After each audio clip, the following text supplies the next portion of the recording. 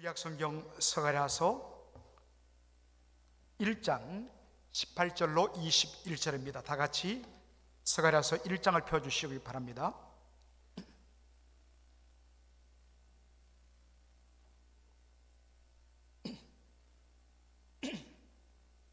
스가랴서 1장 18절로 21절, 우리 한 목소리로 18절부터 21절 다 같이 읽도록 하겠습니다. 준비되셨으면 시작. 내가 눈을 들어본 적 내 뿔이 보이기로 이에 내게 말하는 천사에게 묻되 이들이 무엇이니까? 내게 대답하되 이들은 유다와 이스라엘과 예루살렘을 해친 뿔이니라.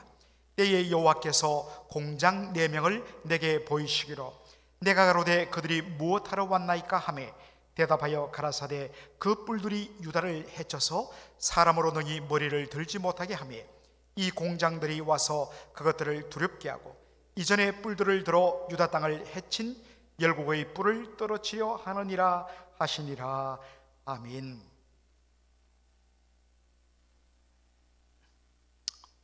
오늘 설교 제목이 내 뿔, 내 공장, For horns, for craftsmen, 그러한 제목입니다. 4개의 뿔 그리고 4명의 그러한 공장 기술자들. 지난 시간에 저와 여러분들은 우리가 평소에 접해보지 못했던 한 단어를 우리가 살폈습니다. 바로 일야팔상입니다. 한자를 보면 일야, 하룻밤에, 팔상, 8가지 환상, 영어로 The Eight Night Visions입니다. 하룻밤에 하나님께서 스가랴에게 8개의 비전, 8개의 환상, 이상을 보여주신 것을 의미합니다.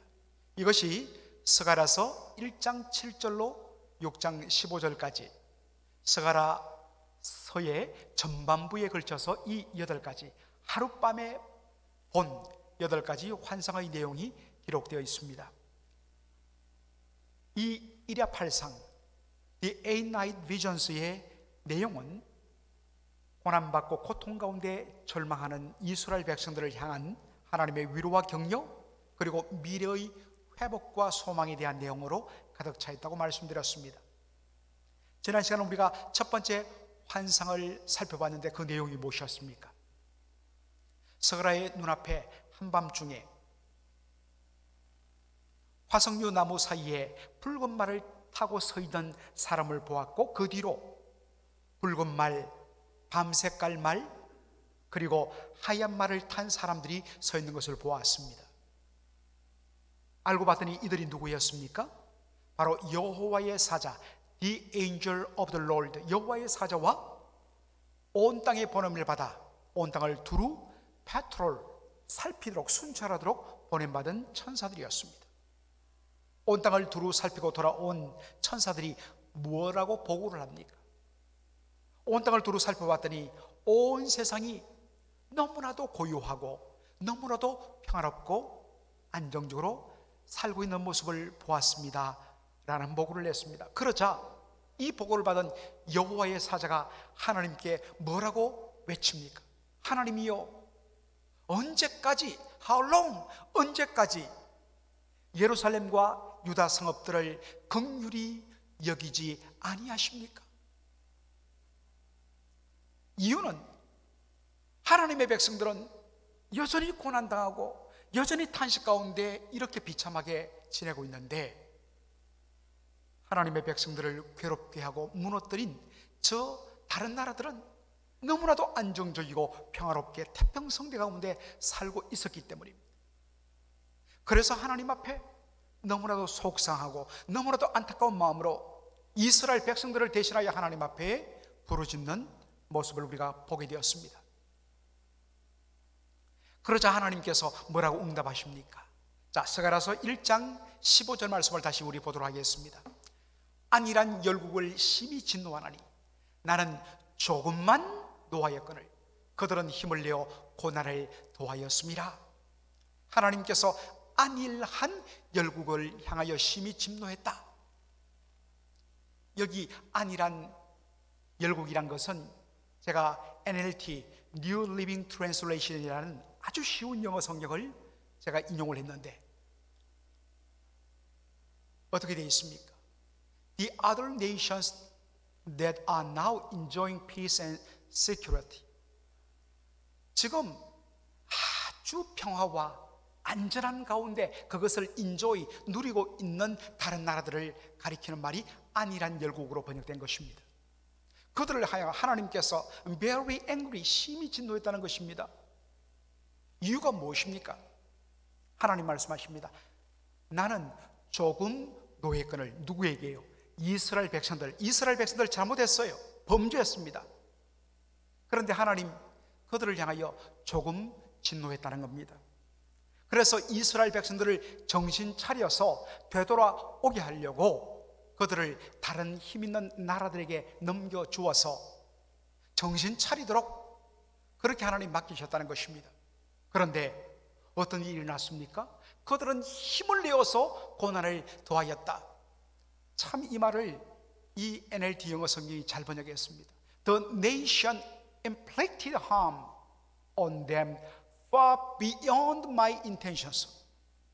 내 의도를, 하나님 의도는 뭡니까?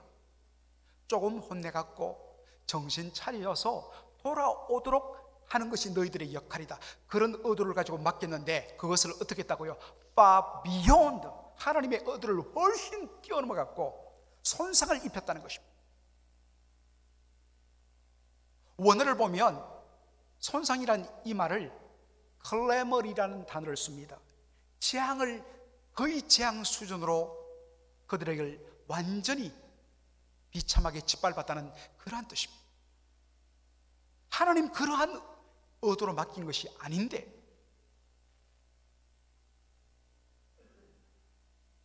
어느 집안에 정말 부모 속을 썩이고 하지 말라, 결코 하지 말라는 그런 짓들만 골라서 이제는 잘못된 친구들과 함께 완전히 범죄 속으로 뛰어든 아들, 아무리 타이르고 야단치도 부모 말을 듣지 않습니다.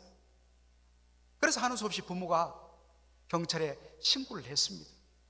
여러분, 부모의 의도는 무엇입니까?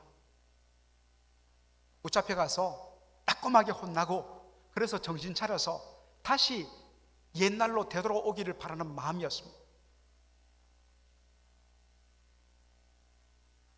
아무리 밉지만 잘못했지만 내 사랑하는 자식이라서 마음을 품고 아파하다가 며칠 뒤에 면회를 갔습니다. 갔더니만 아이의 얼굴이 엉망이에요. 얼마나 매를 맞았는지 얼굴에 막 이렇게 붓고 눈이 잘 보이지 않고 옷을 펼쳐보니까 시퍼렇게 먹이 온몸이 들었어요.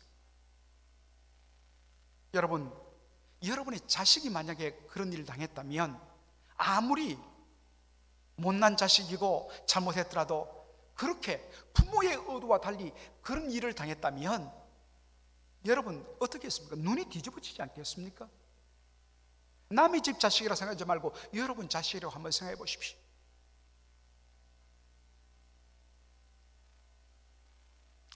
이스라엘이 타락과 불순종의 길을 계속 걸었을 때 아무리 선지자를 보내어서 회개를 요청해도 돌이키지 않자 하나님께서 이들을 강대한 이웃 나라들에게 맡겨버립니다. 넘겨버립니다. 하나님은 이들 나라를 통하여서 이스라엘 정신 차리게 만들고 하나님께로 회개하고 돌아오기를 바라는 마음으로 그들에게 맡겼습니다. 그래서 아수르와 바벨론은 이사야라든지 예레미야, 에스겔 보면 하나님의 진노의 막대기라 그렇게 표현을 했습니다. 하나님 대신해서 내 사랑하는 내 자식, 내 백성 이스라엘을 좀 혼내주는 그런 역할을 하도록 맡긴 겁니다. 그리고 이것을 잘 감당하도록 그 나라에 큰 힘을 주었습니다. 그런데 이 하나님의 의도를 완전히 뛰어넘어서 이스라엘을 쳐들어와서 짓밟고 수많은 사람들을 죽이고 완전히 나라를 초토화시킨 후에 백성들을 온 세계 열방으로 흩어버린 것입니다. 포로 끌고 가고 비참하게 노예처럼 다뤄봤다는 것입니다. 하나님께서 분노하십니다. 어떻게 이럴 수 있느냐? 그래서 하나님께서 그들을 향하여 very angry, 매우 진노했다는 것입니다.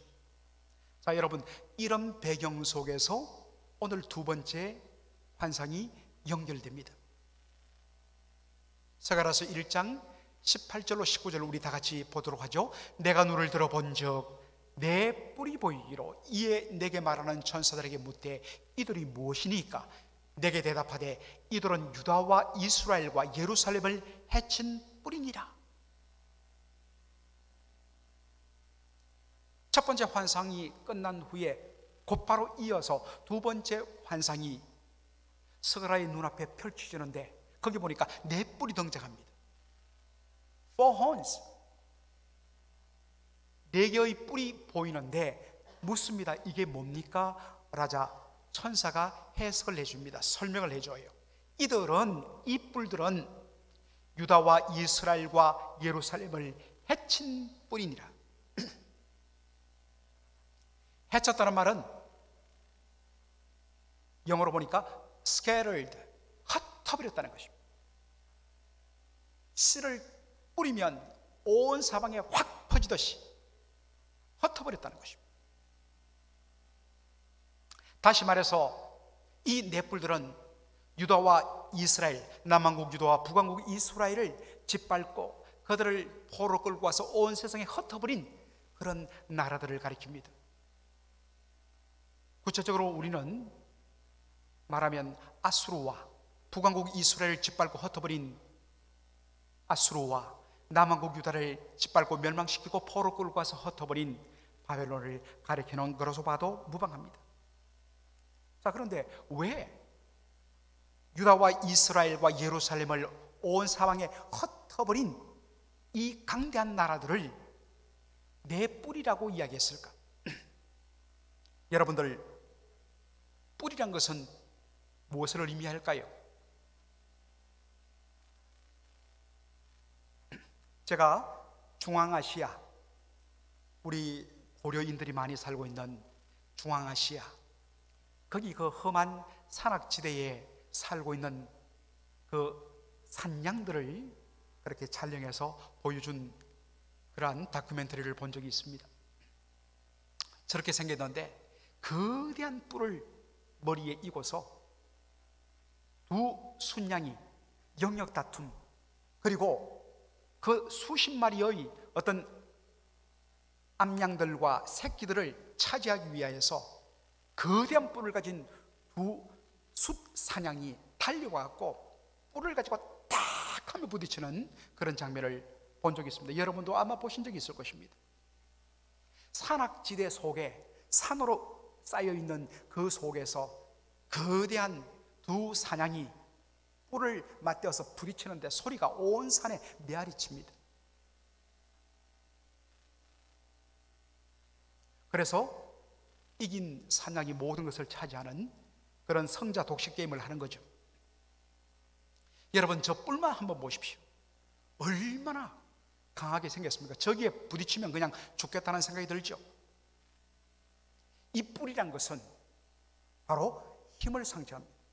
구약 성경에서 뿔은 힘과 권위의 상징입니다. 그리고 자신이 가진 힘에 대하여 의시되고 과시하고 자랑하는 것을 상징하기도 합니다. 그래서 뿔을 치켜드는 것입니다. 정리하자면 여기 네 뿔이란 것은 그들의 강한 군사력과 힘을 가지고 유다와 이스라엘을 멸망시키고 포로 끌고 와서 온 세상에 흩어버린 강대국들을 의미하는 것입니다. 여러분, 그렇다면 여기 네 뿔이란 것은 어느 나라를 가리킬까요?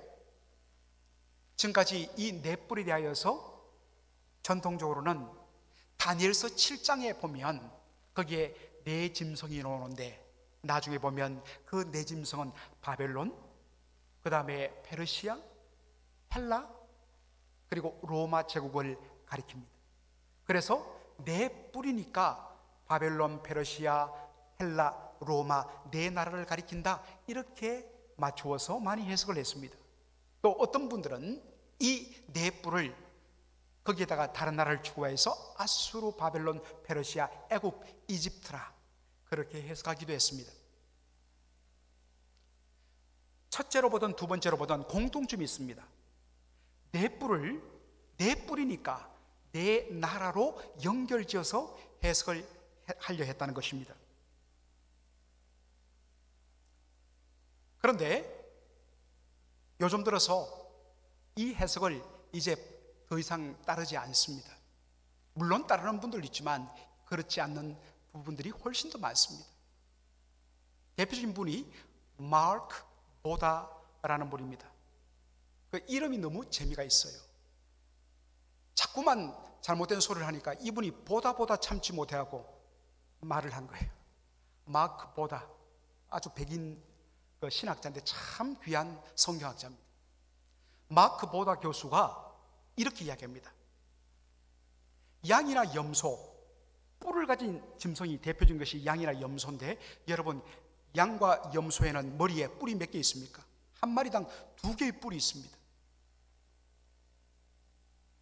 물론 뭐 유니콘 있죠라고 하는 사람도 있겠지만 그것은 말 그대로 전설의 동물 아닙니까? 실존하는 동물은 대부분, 뿔을 가진 동물은 거의 모두가 한 마리당 2개의 뿔을 갖고 있습니다. 그렇다면 네 뿔이란 것은 2마리의 양이나 염소를 가리키는 겁니다. 숫자적으로 따진다 하더라도. 실질적으로 남왕국 유다와 북왕국 이스라엘을 무너뜨린 두 나라는 어느 나라입니까? 아수르와 바벨론입니다. 완전히 다르죠. 자, 그래서 이분은 이렇게 이야기합니다.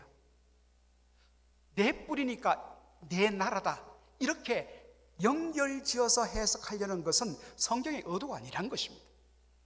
오히려 성경이 네 뿔을 통하여 말하고자 하는 것은 바로 넷의 숫자 4에 걸려있는 상징적 의미란 것입니다. 성경에서 숫자 4는 동서남북 사방 온 세상 충만한 것을 가리킵니다. 따라서 네 뿔이란 것은 그들의 강한 힘과 권세를 가지고 하나님의 백성을 대적하는, 오고 오는 모든 세상의 모든 불의하고 악한 나라들과 세력들을 가리키는 상징적 의미가 네 뿔입니다. 그런 의미에서 이 네 뿔은 그 옛날 스가랴 시대도 있었고 초대교회 2000년 전 시대도 있었고 오늘 바로 이 시대에도 하나님의 백성, 하나님의 교회를, 하나님의 일꾼들을 대적하며 그들의 강한 힘으로 그렇게 부딪히며 무너뜨리는 그 악한 세력들 여전히 있습니다. 그것을 가리키는 것이 네 뿔이란 것입니다.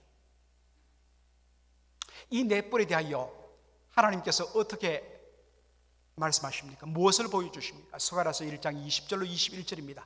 때에 여호와께서 공장 4명을 내게 보이시기로 내가 가로되 그들이 무엇하러 왔나이까 하며, 갑자기 스가랴의 눈앞에 내 공장 for craftsmen,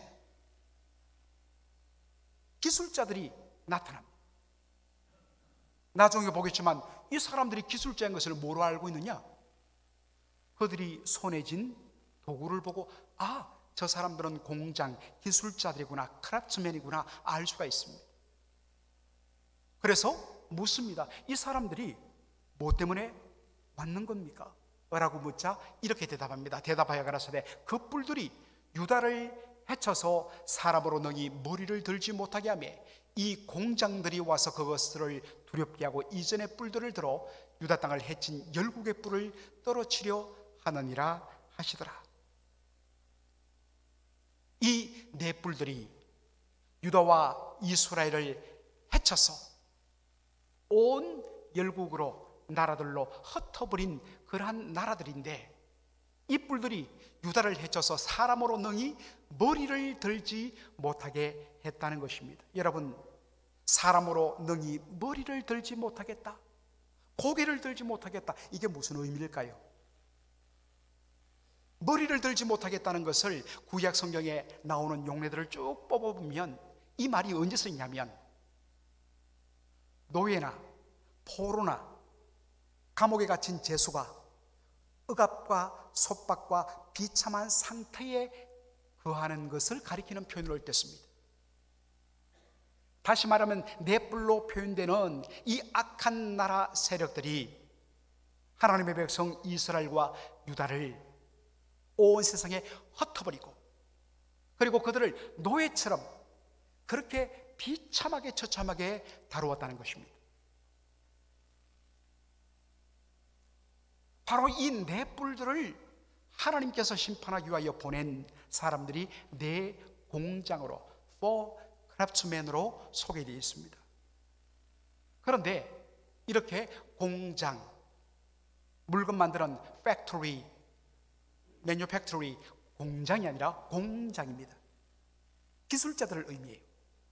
그런데 우리나라 말로 이 한자로 어렵게 공장이라 요즘 쓰지 않는 이 단어로 번역을 했는데, 사실 이 말을 히브리어 원어로 보면 자르다, cut, 잘라내다, 그리고 engrave, 새기다라는 뜻입니다. 여러분, 자르고 새기다 하면 떠오르는 어떤 사람이 뭘까요? 제 머릿속에는 딱 이 단어를 보자마자 메이슨, 석공, 석수가 떠올랐습니다. 석수는 도구가 딱 두 개예요. 정과 망치입니다. 해머입니다. 그 앞에 보이는 거대한 바위, 이것을 가지고 작업을 하는데, 일단 그 너무 크기 때문에 그것을 깨트려서 잘라내야 됩니다. 우리 생각에는 아무리 두들겨도 그 바위는 절대로 깨어지지 않는, 단단하게 보입니다.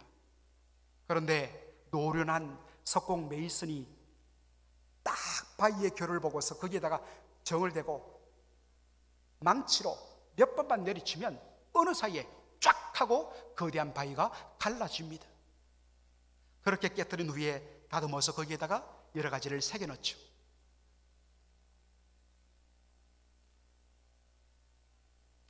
바로 환상 중에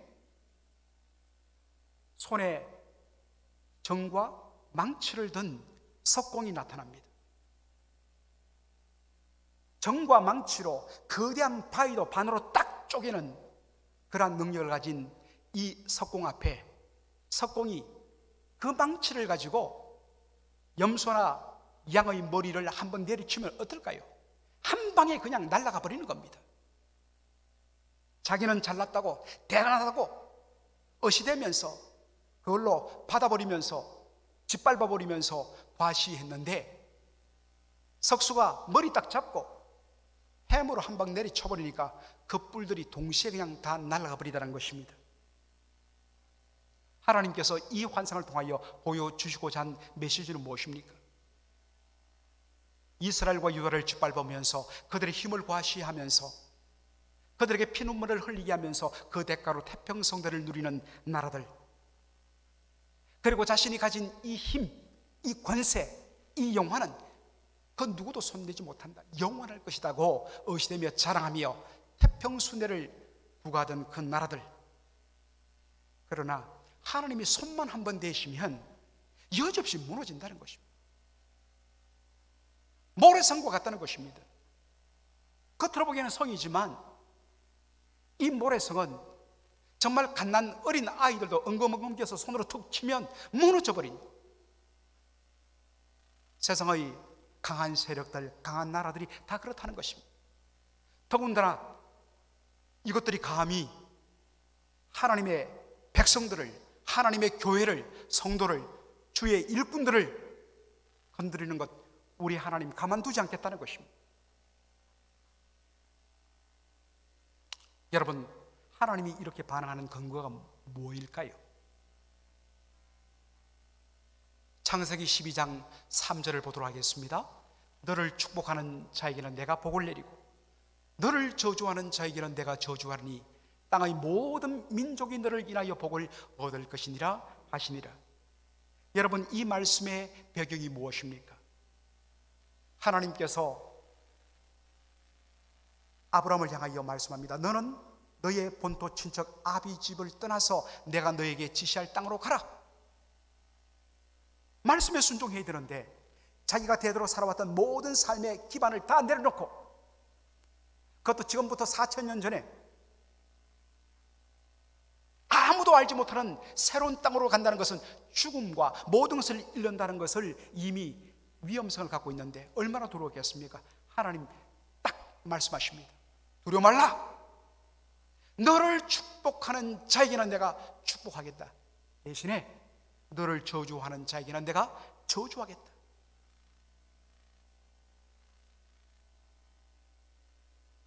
여러분, 이 말씀의 핵심이 무엇입니까?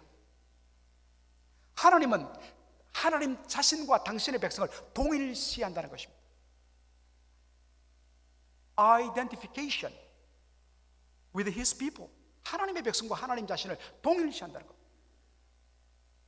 하나님의 백성을 축복하면 그것은 하나님께 영광을 돌리는 일입니다.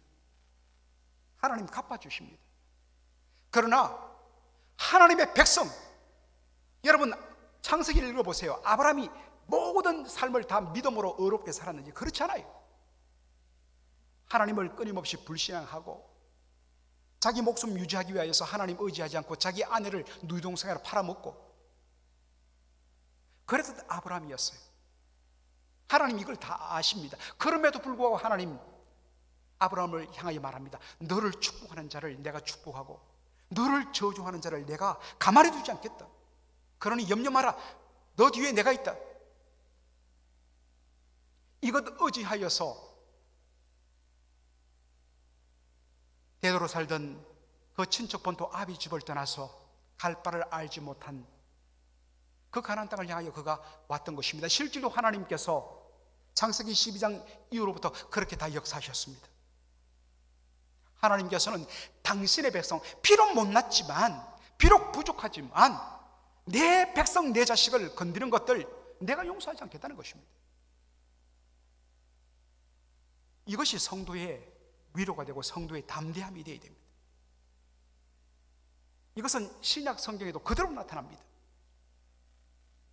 사도행전 9장을 보면 사울아 사울아 네가 어찌하여 나를 핍박하느냐 대답하시거늘 대답하되 주여 뉘시니까 가라사대 나는 네가 핍박하는 예수라. 다메섹 도상에서 부활하신 예수님을 사울이 만나는 장면입니다. 다메섹에 있는 예수 믿는 사람들을 잡아서 끌고 오기 위하여 영장 들고 가고 있는 사울에게 부활하신 예수님 나타나서 사울아 사울아 네가 어찌하여 나를 핍박하느냐. 나는 네가 핍박하는 예수라. I'm Jesus who you are persecuting. 네가 핍박하는 예수라. 여러분, 사울은 한 번도 예수님 핍박한 적 없습니다. 사울이 핍박했던 사람들은 예수 믿는 사람들밖에 안 돼요. 그런데 예수님 뭐라고 이야기합니까? 네가 어찌하여 나를 핍박하느냐. 나는 네가 핍박하는 예수라. 왜 예수님이 이렇게 이야기할까요? 예수님은 신자들과 모든 주의 성도들과 믿는 자들과 믿음 안에서 유나이티드, 연합되어 있기 때문에 우리가 예수님 믿고 예수님 영접하는 순간 우리는 예수님 안에 거하고 예수님 우리 안에 거하십니다. 그래서 우리가 눈으로 볼 수 없고 느낄 수는 없지만 우리의 어떤 리얼리티, 실제로 뭡니까? 예수님과 유나이티드, 연합되어 있습니다. 그래서 주의 교회를, 주의 성도를 손대는 것은 예수님을 향하여 모독하고 예수님을 향하여 핍박하는 것이라고 예수님 받고 예수님께서 만군의 왕, 만왕의 왕, 만군의 주이신 주님께서 대적하는 것입니다. 교회 역사 속에서 조금 전에 말한 넷불, 어떤 특정한 나라일 뿐만 아니라 상징적인 의미에서 하나님의 백성들과 하나님의 교회와 성도들을 대적하는 수많은 악한 세력들, 간, 뿔, 권세, 능력과 힘을 가지고 나타났습니다. 얼마나 힘이 강한지 그들이 들이박을 때에 교회들이 무너졌고 백성들이 흩어졌고 피 흘려 죽었습니다. 수많은 주의 일꾼들이 그렇게 쓰러져 갔습니다. 그런데 당장은 그들이 이긴 것 같지만, 당장은 아무 문제 없고 영화가 계속되는 것 같지만 주님의 교회와 주의 성도와 주의 일꾼들 대적하고 잘되고 끝이 안전한 그러한 세력은 단 하나도 역사 속에 없었습니다. 어떤 의미에서 그들이 잘된다, 내 이 영화가 영원히 지속된다 쫙 내버려뒀다가 결정적인 순간에 주께서 다 허물어 무너뜨려 버렸습니다. 하나님의 백성을 핍박하는 자, 하나님께서 그 뿔을 꺾으시고 도리어 그들을 완전히 가구루처럼 온 세상에 흩어버리겠다고 말씀하시고 그렇게 해오셨습니다. 여러분, 이것이 이 땅을 살아가는 성도들의 위로가 되고 담대함이 되어야 되는 것입니다. 우리가 저들이 뿔로 들이받는다고 우리도 똑같이 받겠습니까? 그러면 똑같이 망합니다. 똑같이 손상됩니다. 하나님께 맡겨. 우리 뒤에 하나님 계십니다. 그 하나님을 믿는 믿음으로 우리가 나가야 되는 것입니다. 제가 이 말씀을 준비하고 마무리하는데 갑자기 제 가슴 속에서 찬송가 가사가 막 터져 나왔어요. 우리 아이들도 잘 부르는 예수 사랑하시면 Jesus loves me, yes I know. For the Bible tells me so. 바로 그 내용입니다. 예수 사랑하시면 거룩하신 말일세. 우리들은 약하나 예수 권세 만든. 날 사랑하심, 날 사랑하심. 어떻게 하느냐? 당장 눈에는 보이지 않고 잡히지 않는데 성경이 그렇게 말하다는 것입니다. 3절 내용은 더 와닿습니다. 내가 연약할수록 나를 더욱 귀히 여기십니다. 내가 못나고 부끄럽고 하나님 앞에 어떤 의미에서는 너무나 부끄러운 그런 모습일수록 하나님은 더 사랑하고 더 안타까우고 더 귀히 여기신다는 것입니다. 그래서 우리가 고통당하고 어려울 때마다 높은 보좌에서 낮은 나를 보시고 케어하시는 하나님이십니다. 이것이 성도의 담대함이에요. 우리 1절 3절 우리 그냥 한번 부르도록 하겠습니다. 우리 1절 3절 예수 사랑하심은 거룩하신 말일세. 우리들은 약하나 예수 권세만 도다. 날 사랑하심, 날 사랑하심, 날 사랑하심. 성경에 써있네. 내가 연약할수록 더욱 귀히 여기사 높은 보좌 위에서 낮은 나를 보시네. 날 사랑하심, 날 사랑하심, 날 사랑하심. 성경에 써있네.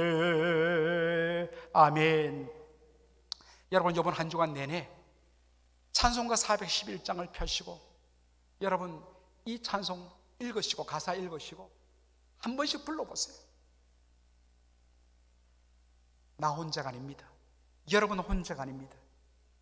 우리는 약합니다만 그럴수록 우리 주님 우리를 귀히 보십니다. 나는 약하지만 예수 권세 강하십니다. 그 강하신 주님이 우리 뒤에 있습니다. 우리는 그 주님 안에 있어요. 손 못 대요. 여러분 담대함으로 그 누구도 손 못 댄다. 그리고 반드시 주께서 우리의 억울함을 신원하신다. 풀어 갚아주신다. 이 믿음으로 오늘도 담대히 믿음으로 살아가는 저와 여러분 되기를 주의 이름으로 축원합니다. 아멘. 기도하겠습니다.